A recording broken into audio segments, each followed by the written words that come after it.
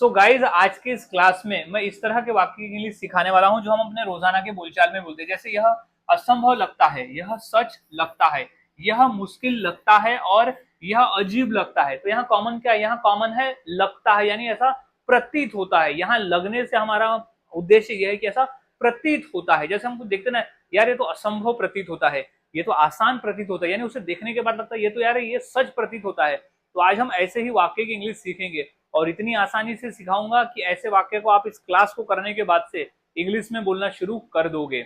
और हाँ गाइज, मैंने इसी तरह के 300 इंग्लिश सेंटेंस फॉर्मूले भी आपके लिए तैयार किया है, ताकि आप सभी के लिए वाक्यों को इंग्लिश में बनाना फॉर्मूले से और उसे रोजाना के बोलचाल में बोलना आसान हो जाएगा और आप फॉर्मूले के माध्यम से वाक्य को इंग्लिश में बनाना सीख जाओगे।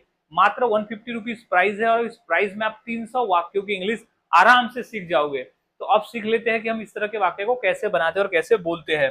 तो सबसे पहले हम फॉर्मूले को समझ लेते हैं। तो फॉर्मूले में सबसे पहले आता है इट सिम्स का ही मतलब होता है लगता है। सबसे पहले इट सिम्स लिख देंगे। इट सिम्स का क्या मतलब होता है? प्रतीत होना। ऐसा महसूस नहीं बोल सकते, प्रतीत होना, ऐसा लगना कि उसमें विशेष है। अब फिर आ जाएगा एडजेक्टिव। एडजेक्टिव मतलब क्या है? विशेषता।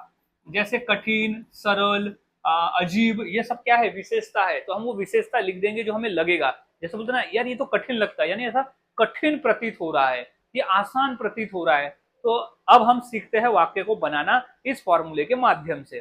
तो पहला वाक्य है यह असंभव लगता है। यह असंभव लगता है, तो सबसे पहले लगता है क्या है? It seems. तो हम सबसे पहले यहाँ लिख देंगे कि इट सिम्स। इट सिम्स यानी लगता है।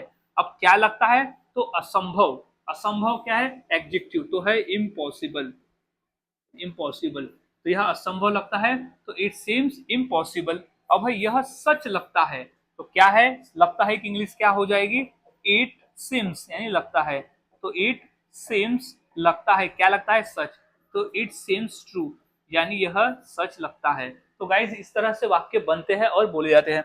कुछ और वाक्य देख लेते हैं। जैसे यह मुश्किल लगता है, तो सबसे पहले इट सीम्स लगा देंगे, क्योंकि लगता है कि इंग्लिश क्या हो जाएगी? It seems. तो आपको सबसे पहले इंग्लिश स्पीकिंग में बोलना है इट सीम्स। फिर क्या है? लगता है। क्या लगता है? मुश्किल। इट सीम्स मुश्किल यानी डिफिकल्ट।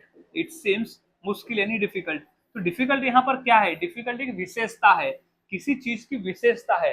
यहाँ हम बोल रहे हैं ना कि किसी चीज की विशेषता है, डिफिकल्ट लगना उसे। नेक्स्ट है कि यह अजीब लगता है। यह अजीब लगता है, तो क्या हो जाएगा? It seems. इट सीम्स यानी लगता है। इट सीम्स अजीब लगना को क्या कहते हैं? स्ट्रेंज। इट सीम्स स्ट्रेंज, यह अजीब लगता है। तो गाइज हम इस तरह से वाक्य बनाते हैं और बोलते हैं। और वाक्य देख लेते हैं। जैसे कि यह खाली लगता है, तो क्या हो जाएगा? सबसे पहले लिख देंगे इट सिम्स, तो आ जाएगा इट सिम्स। इट सिम्स यानी लगता है। क्या लगता है? खाली, तो इम्प्टी।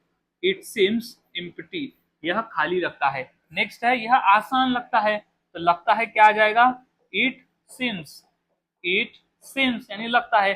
क्या लगता है? आसान, तो इट सिम्स इजी यानी यह आसान लगता है। तो इस तरह से गाइज हम वाक्य को बनाते हैं और बोलते हैं। बहुत आसान है ये। इंग्लिश स्पीकिंग में ऐसे वाक्य को बोलना बहुत आसान है, क्योंकि लगता है।